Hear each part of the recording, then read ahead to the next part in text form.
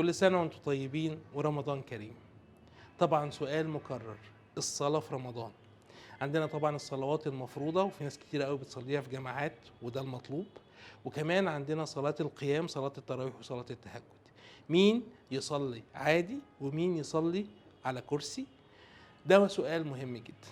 اللي يصلي على كرسي نوع من اتنين، يا اما مريض عنده مشاكل في الجزء السفلي من الجسم، يعني بداية من الفقرات القطنية، الركبتين، مفصلين الفخذ، ده واخد رخصة انه يصلي دايما على كرسي. يا اما مريض تاني عنده مشاكل في الاتزان ومشاكل في ضغط الدم، انه لما بيوطي وبيسجد ويجي يطلع بيحصل له نوبات من نقص الاكسجين اللي واصل للدماغ، وبالتالي ده بننصحه يصلي على كرسي. ودي حاجة في منتهى الأهمية. وبما ان احنا بنتكلم على الصلاة والعبادة، خليك متميز، ما تبقاش بس متفوق.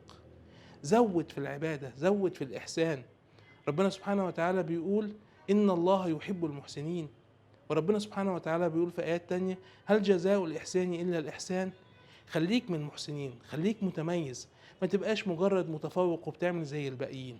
وطبعا كلامي اللي ما بيصليش أصلا بقى إنه لازم يصلي وينتهز الشهر الكريم ده، وبالعكس يبقى دي البداية جديدة مع الله سبحانه وتعالى. ودمتم سالمين.